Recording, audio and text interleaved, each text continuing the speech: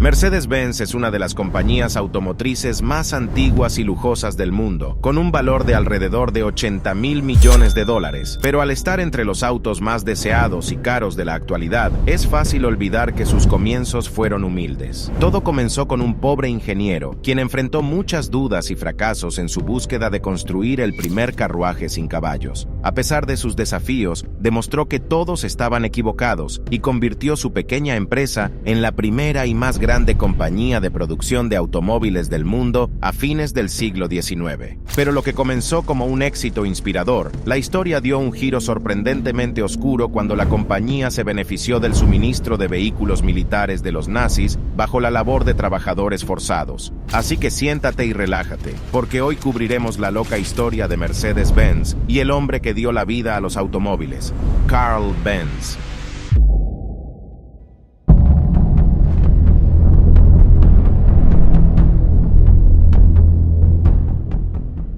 Carl Benz nació en 1844 en la ciudad alemana de Mühlberg, en un hogar de clase baja. Su padre era un conductor de locomotoras que apenas lograba mantener a su familia lo suficiente para sobrevivir. Sin embargo, cuando Carl cumplió 2 años, su padre falleció. Él y su madre se encontraban en una situación financiera desesperada. No hace falta decir que la infancia de Carl no fue fácil, pero a pesar de vivir en la pobreza y acostarse con el estómago vacío, su madre hizo todo lo posible para asegurarse de que su hijo tuviera una buena educación. Carl pudo asistir a la escuela y mostró signos de brillantez a una edad muy temprana, especialmente en química y mecánica. Cuando cumplió 15 años, Carl decidió seguir los pasos de su padre y aprobó el examen de ingreso para ingeniería mecánica en la Universidad de Karlsruhe, donde conoció a un maestro que eventualmente jugaría un papel importante en su vida, Ferdinand Redenbacher. Redenbacher es considerado como una figura principal que transformó a la ingeniería mecánica de una profesión basada en un taller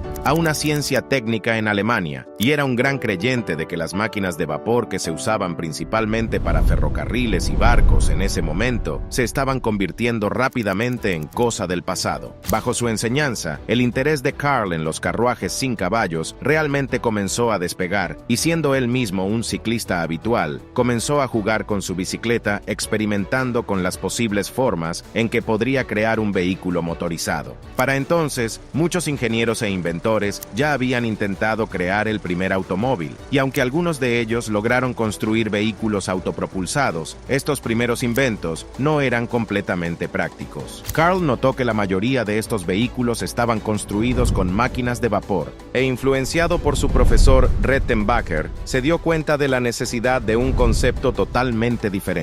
Mientras mucha gente se reía de su visión, él siempre creyó que era posible. Solo necesitaba más tiempo para demostrarlo. Por lo tanto, después de graduarse de Karlsruhe a los 19 años, Benz pasó los siguientes 7 años laborando en varios trabajos de ingeniería y construcción, y mientras luchaba por encajar bien en cualquiera de ellos, aprovechó todo lo que aprendió para poner en marcha su propia empresa en 1871. A los 27 años, se asoció con un mecánico llamado August Ritter, y juntos comenzaron a operar una fundición de hierro y un taller mecánico en Mannheim. Al mismo tiempo, Benz siguió trabajando paralelamente experimentando con un carruaje motorizado, por lo que tener un socio que ayudara a administrar el negocio parecía muy esencial. Desafortunadamente, su socio comercial resultó ser poco confiable, y después de que las autoridades locales incautaran sus herramientas, la compañía luchó inmensamente durante su primer año. Afortunadamente, Carl también había conocido a una mujer para entonces,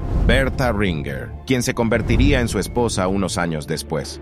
Nacida en una familia adinerada, Bertha era una mujer de fuertes valores y no podía soportar ver que los esfuerzos de su prometido fueran desperdiciados por su socio comercial, por lo que decidió usar su propia dote para comprar la totalidad de las acciones de Ritter en la compañía, lo que la colocó a ella y a Carl en un control total del negocio. Juntos fueron capaces de cambiar la situación y mantuvieron el negocio a flote durante los siguientes 10 años. A pesar de todas las luchas, fue durante durante este periodo cuando Carl pudo mostrar su verdadero genio e hizo importantes desarrollos y avances a partir de sus experimentos paralelos, sobre todo para un motor de gasolina de 2 tiempos en 1879. Para obtener más ingresos, también comenzó a patentar sus inventos, como su sistema de regulación de velocidad del motor, encendido a través de un sistema de batería, bujía, carburador, embrague, cambio de marchas y un radiador de agua. Con estos diseños, Carl no solo se acercaba a su sueño de crear un carruaje sin caballos, sino que también le permitió agregar más productos que podía vender desde su negocio. Sin embargo, el negocio no iba tan bien como esperaba. Como verás, los costos de producción de la empresa de Carl habían aumentado tanto que los bancos exigieron que se incorporara. Esto lo obligó a asociarse con otros inversores y finalmente convertir su negocio en una sociedad anónima en 1882. Al final, Carl se quedó con solo el 5% de las acciones y por lo tanto su posición en la empresa fue degradada. Para empeorar las cosas, sus ideas ya no se tenían en cuenta a la hora que la empresa diseñaba nuevos productos. De hecho, ya no tenía nada que decir en la empresa. Frustrado y dolido con este arreglo, Carl empacó sus cosas y dejó la corporación al año siguiente.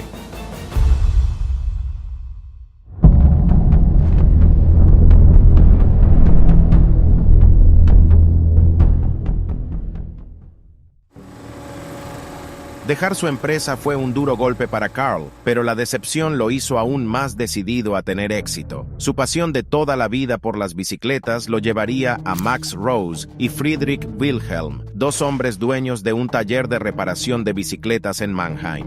Juntos establecieron Benz & Cie y se concentraron en la fabricación de máquinas industriales y motores de gas estacionarios. A diferencia de la empresa anterior de Carl, esta comenzó bastante bien y se volvió muy rentable en un corto periodo de tiempo. Con ingresos constantes y una plantilla de 25 personas, Carl Benz finalmente dirigió su enfoque principal a su sueño de toda la vida: construir un automóvil con su motor de gasolina.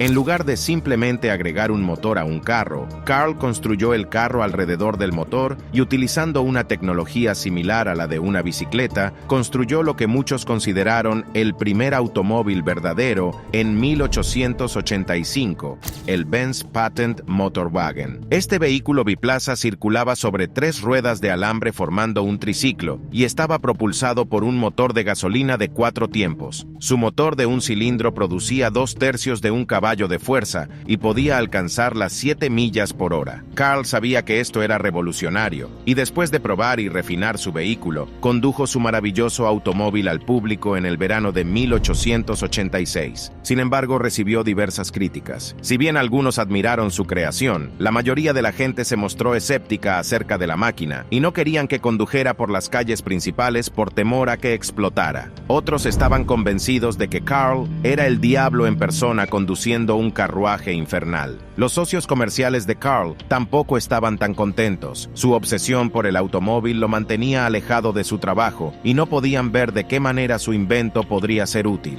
¿Por qué alguien compraría una máquina de este tipo? Argumentaron que no era más rápido que un caballo, podía averiarse fácilmente y quedarse sin combustible. Sin embargo, Carl Benz estaba convencido de que su carruaje sin caballos era el futuro y comenzó a fabricar automóviles para la venta en 1888, convirtiéndose así en la primera persona en el mundo en hacerlo. Su mayor apoyo era su esposa, quien a menudo se quedaba con él en el taller para darle nuevas sugerencias. Pero incluso después de agregar mejoras, la gente realmente no vio la visión de Carl. Por otro lado, los pocos que compraban los autos solo podían usarlos para cubrir distancias cortas, y aún así, necesitaban que los mecánicos estuvieran con ellos en todo momento. Tampoco ayudó que fueran muy caros, por lo que solo eran accesibles para los ricos o la élite, e incluso a los llamados miembros de la élite no les gustaban porque eran demasiado ruidosos y desordenados. Dicho esto, una cosa estaba clara: Carl necesitaba convencer al mundo de que el automóvil había llegado para quedarse.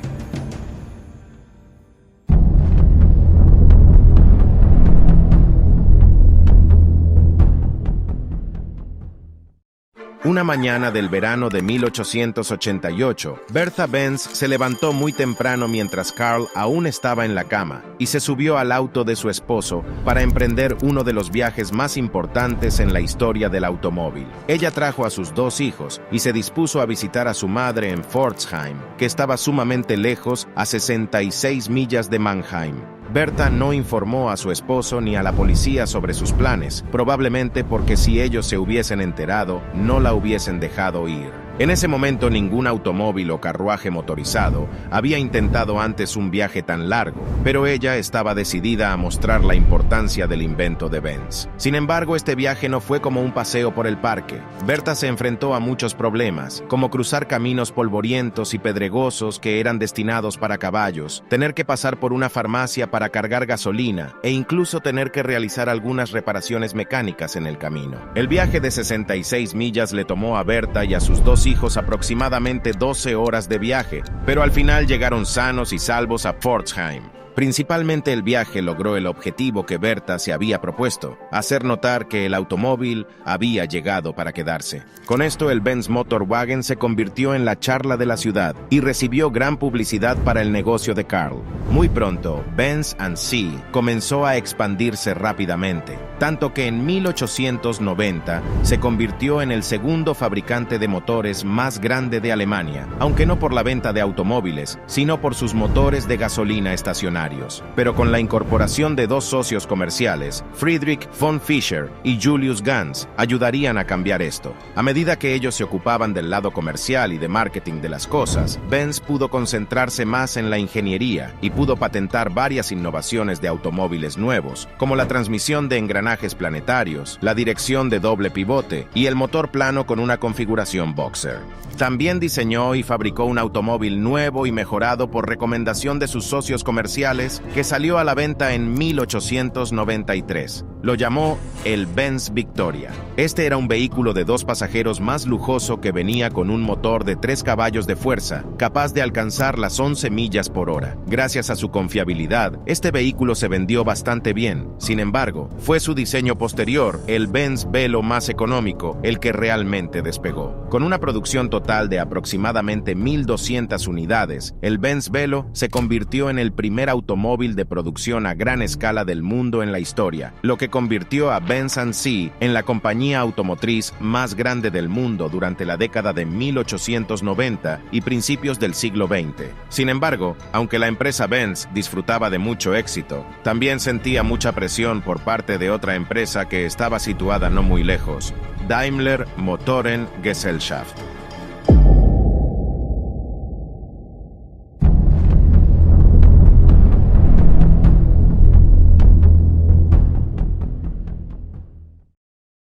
Daimler Motoren Gesellschaft estaba dirigida por Gottlieb Daimler y Wilhelm Maybach. Ambos eran ingenieros brillantes, pero Gottlieb Daimler en particular era conocido por ser muy competitivo y tenía muchas conexiones y conocimientos en términos de negocios, algo de lo que parecía carecer Carl Benz. El primer automóvil Daimler que se vendió comercialmente apareció en 1892. 2 años más tarde, siguieron con un automóvil de 2 cilindros y en 1897 introdujeron su primer modelo con motor delantero, el Daimler Phoenix. Estaba claro que la compañía Daimler estaba alcanzando a Benz, ya que sus vehículos se veían más atractivos y cómodos para el público. Sin embargo, el señor Daimler fallecería lamentablemente en 1900, dejando a Maybach a cargo de la empresa. Pero fue bajo el control de Maybach cuando diseñó su mayor logro, el Mercedes de 35 caballos de fuerza en 1901. Lo que hace que este vehículo sea tan especial es que fue el primer automóvil en lucir o parecerse a nuestra idea moderna de un automóvil. Estaba equipado con un potente motor de gasolina, la carrocería era más ancha y más grande con un chasis de acero a medida y su masa central estaba cerca del suelo. Inicialmente construido para las carreras, este vehículo se fabricó en consecuencia a pedido de un rico hombre de negocios, Emil Jelinek, quien decidió nombrar el automóvil en honor a su hija, Mercedes. Este automóvil ganaría múltiples carreras callejeras y eventos de montaña, alcanzando una velocidad máxima de 56 millas por hora, superior a cualquier otro vehículo de la época. Esto atrajo mucho a la empresa Daimler, que decidió cambiar la marca de todos sus vehículos a Mercedes y comenzó a producir nuevos modelos para carreras y uso público con el mismo nombre. Sin embargo, por otro lado, esta nueva tendencia no le sentó bien a los socios de Carl Benz, que querían una respuesta inmediata. Para contrarrestar a su competencia, ellos trajeron a algunos diseñadores franceses para ayudar con un nuevo modelo más rápido sin la aprobación de Carl. Benz estaba enojado y molesto con la decisión. Nunca le gustó la idea de las carreras de autos y siempre prefirió conducir despacio y con cuidado. Le horrorizaba el ruido y el peligro de que alguien condujera a gran velocidad por la vía pública. El auto construido por su equipo tampoco fue un éxito, y esto se volvió perjudicial para la empresa Benz, que atravesó una crisis entre 1903 y 1904. Enojado y decepcionado, Carl decidió dejar su empresa, aunque aún permanecía en la junta directiva. Pero al final, accedió a permitir que sus autos compitieran, y fue el éxito de las carreras lo que eventualmente rescató a su compañía. En 1908, Benz tenía un auto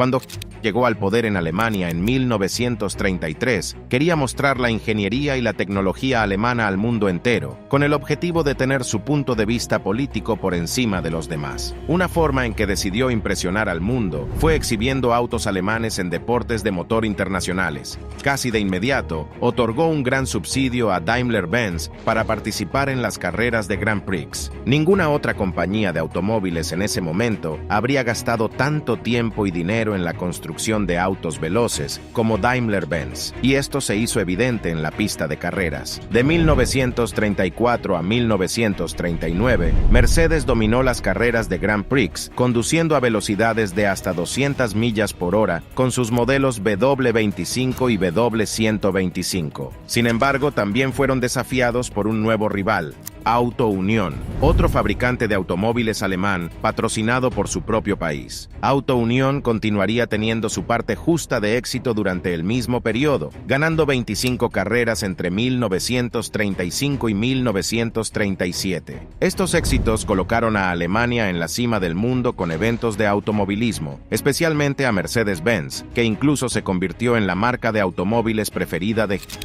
de hecho, uno de los automóviles en los que se le veía con frecuencia era el Mercedes-Benz 770, un gran vehículo de lujo utilizado principalmente por políticos nazis de alto rango y otros funcionarios del eje. Sin embargo, con el estallido de la Segunda Guerra Mundial en 1939, la empresa Daimler-Benz pronto se encontraría en grave peligro. A medida que la demanda de automóviles de pasajeros civiles se hizo escasa, comenzaron a fabricar vehículos militares, submarinos, tanques y motores de aviones para el ejército nazi. Su mayor línea de negocio eran los camiones militares, capaces de suministrar de 3 a 6 toneladas y media de capacidad. Para 1942, dejaron de producir automóviles públicos por completo, ya que todos los recursos se dirigieron hacia la guerra, y a medida que la guerra se intensificaba, se necesitaba nuevo personal para manejar el aumento de la producción de armamento. Dado que toda la fuerza laboral ahora estaba luchando en la guerra, Daimler-Benz reclutó mujeres para hacer frente a los volúmenes de unidades requeridos. Sin embargo, esto no fue suficiente para satisfacer la demanda, por lo que la empresa recurrió al trabajo forzoso. Estos prisioneros de guerra, civiles secuestrados y detenidos de campos de concentración, fueron alojados cerca de las plantas y obligados a trabajar largas horas bajo la inmensa presión de los alemanes.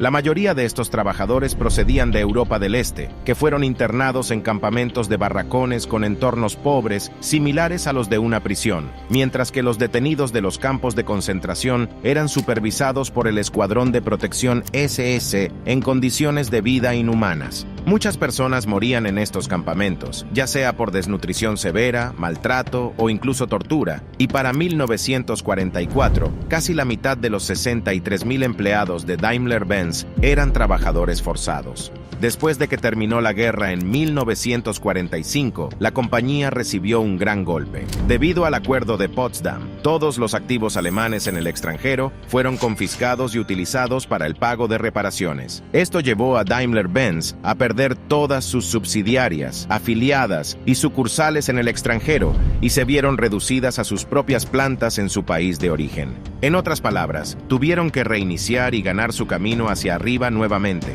En primer lugar, la empresa fue reestructurada y notablemente desnazizada desde su alta dirección. Debido a estos cambios drásticos, la empresa pudo obtener un permiso de producción de las autoridades de ocupación estadounidenses en 1946. Aunque sus fábricas sufrieron graves daños por bombas, Mercedes-Benz todavía tenía la ventaja de poseer su propia planta, ya que muchos otros competidores como BMW o Adler habían perdido sus sitios al terminar en territorio soviético. La compañía Mercedes-Benz luego centró sus esfuerzos en producir ambulancias, vehículos de patrulla policial y camionetas de reparto basadas en sus modelos de 170B y utilizó una de sus plantas como centro de reparación de vehículos militares estadounidenses. En 1947 volvieron a producir vehículos de pasajeros con solo 1,045 automóviles de 170B producidos ese año, pero incluso en una situación financiera menos que ideal, Daimler-Benz logró obtener ganancias solo un año después. En la década de 1950, Mercedes-Benz pudo recuperar gran parte de su control, logrando un fuerte regreso a los eventos de automovilismo, así como ventas exitosas en todo el mundo, tanto que en 1954, la compañía ya había obtenido una ganancia de más de $1,000 millones. A lo largo de los años, Mercedes ha cambiado por completo su imagen y se ha convertido en una de las marcas de automóviles más valiosas del mundo. Sin embargo, todo eso no hubiera sido posible sin Carl Benz, quien a pesar de su humilde origen, desafíos y críticas, tuvo el coraje y la determinación de convertir su sueño en realidad. Y si quieres ver otra fascinante historia como esta, haz clic en esta miniatura ahora y disfruta de la inquietante historia de Porsche. Nos vemos ahí.